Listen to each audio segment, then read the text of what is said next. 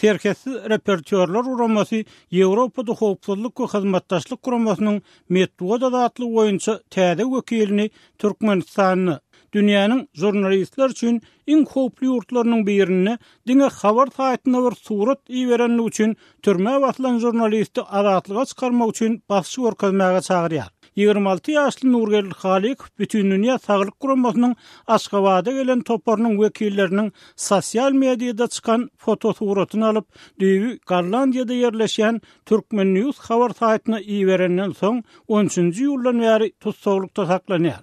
Goloýdanyň 10-nji sentýarda galplaşdyrylan galplyk aýplamasyna aýplanyp 4 ýyl azatlykdan mahrum edilenligi habar berildi.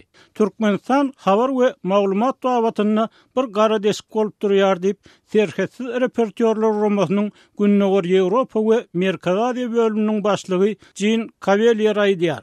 Onun sözlerine göre Türkmenistan'a habar veriş terişteleri devlet tarafından doğal gödekçülük aslında saklanıyor ve bu ýagdaý garasy habar vermek töwekkülçülügüne baş goşýan jurnalistlerin barha adalmagyny, olaryň iki bolup galmagyny alyp geldi. Nurgel Halikowa çykarlan höküm häkimetleriň erkin metduwatyň saklanyp galan az sanly wekillerini hem susturmak üçin ulanýan galplaşdyrylan aýplamalarynyň nähili manysyzlygyny görkezýär. Ol türmede gynalmak töwekkülligi bilen ýüzüge bolýar.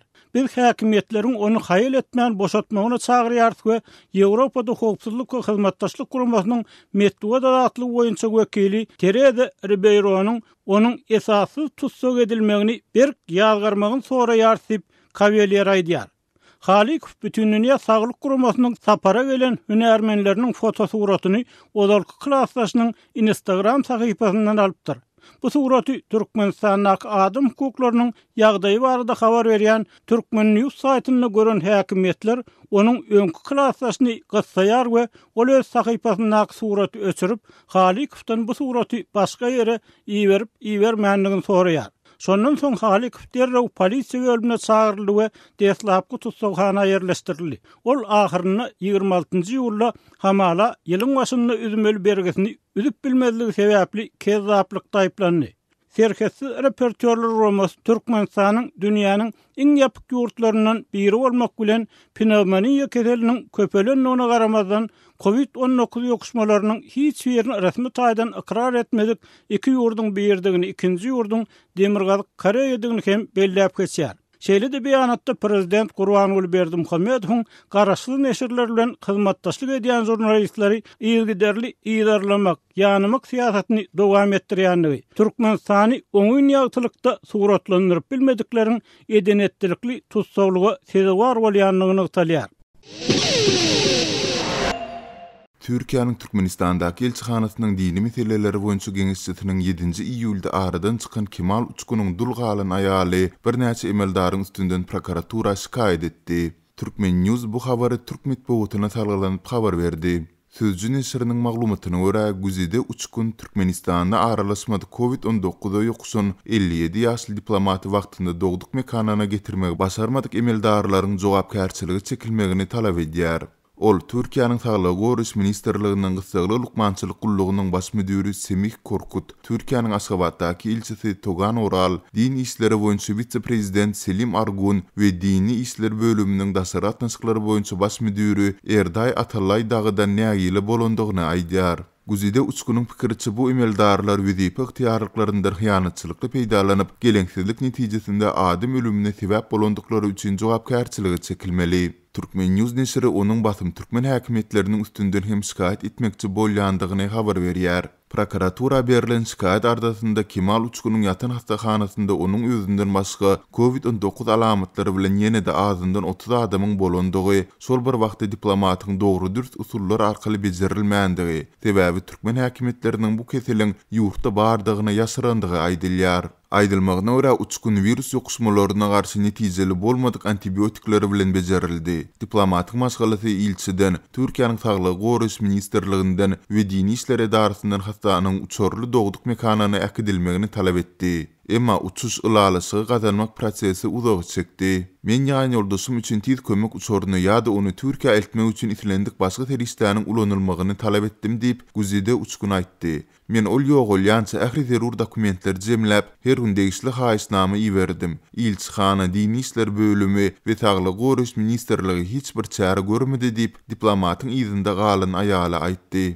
Ahir soňunda bu uçuş guruldy. Ýöne ol hatda ýogulandan 60 saat soň mümkin boldy we Türkiýe diplomatyň özünün däl jesedini alyp geldi. Türkmen lukmanlary merhumyň ölüm şahadatnamasynda pnevmoniýa sebäpli ýürek ýetmezçiligi diagnozyny görkezdiler. Kemal Uçkun 11-nji iýulda dowduk mekanynda Denizli Sevitiniň Aji Payam şäherinde jaýlandy. Azatlyk radiosu Türkiýanyň Aşgabatdaky ilçihanasy bilen habarlaşdy. Emma beýlik ýokary derejeli türk resmiýetleri bilen birlikde türk ilçisine bildirilen aýplamalar boýunça häzirlikçe kommentariýa alyp bilmedi. Guzide Uçkunyň bähwitlerine wekilçiligi edýän aklawçy Ahmet Başçy jurnalistler bilen töhbetdeşlikde Türkmenistanda COVID-19 hastasynyň köpdigini we häkimetleriň onuň ýokdugy baradaky sözleriniň hakykata gawat gelmeýändigini anyktady. Bu hemme belli hakykat diýip aklawçy aýtdy. Türkmen News neşri Kemal Uçkunyň Türkmenistanda ýok COVID-19 epidemiýasyndan ejer çeken ýeketäk diplomatik işgär däldigini belleýär.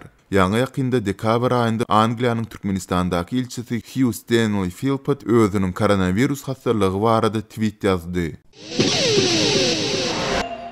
Täze ýyl bayramçylygynyň öň ýanynda Türkmenistanda ýylata ýeňillikli bahadan satylýan adyk önümleriniň käbiri Mary welaýatynda çäkli möçörde satyga çykarylan bolsa, Aşgabatyň teke bazarynda satuwdan aýryldy. Bu ýagdaýlaryň jekmejekleri barada Azatlyk radiosynyň Mardaky we paýtagtdaky habarçylary 18-nji dekabrda habar berdiler. Ýylata ýeňillikli bahadan satylýan adyk önümleri 17-nji dekabrda ýerden saat 5-de Mary şäheriniň Maru Şahu Jahan bazarynaky ýerde minde hökümetiň gurunan göçme dukanlarynda satyga çykaryldy. Habarçymyzyň tasdiklamagyna görä şonda towuk budunyň 1 kilogramy 15 manatdan, 10 sany ýumurtga 6 manatdan, 1 kilogram şeker 7 manatdan we buz garylan towugyň 1 sanysi 25 manatdan satyldy. Köp adam bu ýere öz dogan garyndaşlaryny we tanyşlaryny hem çağırdy. Haritler saat 11-e çenli satyldy diýip bu ýerden adyk satyn alan marly ýaşaýjylaryň biri anonimlik şertinde habarçymyza gurrun berdi. Habarçy marlylaryň ýeňillikli bahadan satylýan adyk önümlerini almak üçin şu gün 18-nji dekabrda daňdan saat 3-de agdalýan ýerde nowata durup başlandygyny hem aýtdy. Onuň sözlerine görä nowata duran adamlaryň sany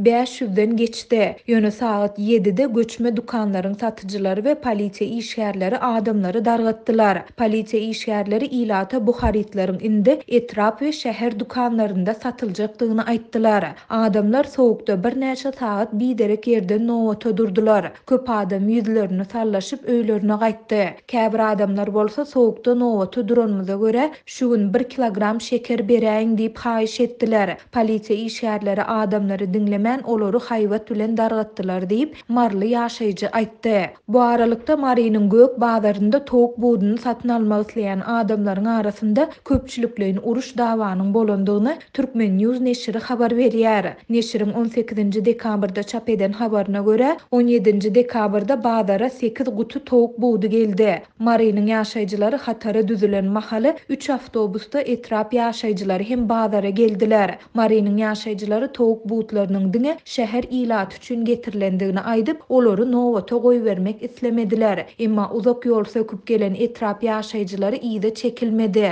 Netijede waka şaýat bolanlaryň sözlerine görä köp sanly polisiýa işgär tarapyndan aýrylmaly bolan sögüş başlandy diýip neşir habar berýär. Azatlyk bu maglumaty öz habarçylaryna tasdikladyp ýa-da inkar etdirip bilmedi. Bu barada Marynyň bazaryndan hem maglumat alyp bolmady. Bu aralykda paýtagtyň teke bazarynda ýylata ýeňillikli bahadan satylýan adyk önümleriniň satywy birden besedildi. Aşgabatdaky habarçymyzyň sözlerine görä mundan ozal bu bazardaky döwleti degişli söwda nokadynda towuk budunyň 1 kilogram kilogrammy 10 manatdan, yerli towuk önüminiň 1 kilogrammy 13 manatdan, ösümlik ýagynyň 1 litri 13 manatdan we şekeriň 1 kilogrammy 7 manatdan satylýardy. Şol bir wagtda ilat bu geçkinli ady karitlarynyň ýany bilen tüwü, şireli içkileri, tomat önümlerini we çüýşeli suwlary hem satyn almaga mejbur edilýärdi.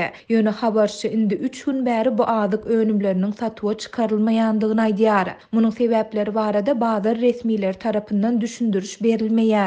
Ýöne bazardaky satyjylaryň ençemesiniň anonimlik şertinde habarçymyda aýtmagyna görä, Türkmenistanyň Owa hojalyk we daşky gurşagy goramak ministrligine degişli dukanyň müdiri towuk buğduny gutulap satýan mahaly güýç gulluklar tarapyndan saklanýar. Şondan soňra bu dukanda yeňillikli bahadan satylýan önümleriň satygy togtadylýar. Paýtagtyň Teke bazarynda bu önümleriň satygynyň besedilendigini beýleki bir habarçymyz hem tasdiklap 18 dekabrda ilat edini Barbaris tagamly spirtsiz içkileriň satyga çykarlandygyny aýtdy. Bu içkileriň bir gutusunda 12 sany 0,45 gram agramyndaky içki bolup, onuň bahasy 25 manada barabar. Adatlyk radiosu ýokarda beýan edilen ýagdaýlar barada Teke bazarynyn resmiýetlerinden hem-de Türkmenistanyň Owa hojalyk we daşky gurşagy goramak ministrliginden goşmaça maglumat alyp bilmedi. Şeýle-de adatlyň habarçysy bazarda käbir adyk önümlerini görkezülen bahadan däldi, has gymmat nyrkdan satmak tejribesiniň henizde dowam edýändigini belledi. Onuň sözlerine görä bahasy 3 manat diýilip görkezülen kelemi satyn almak üçin baranynda satyjy onuň 4 manat bahalanýandygyny aýdýar.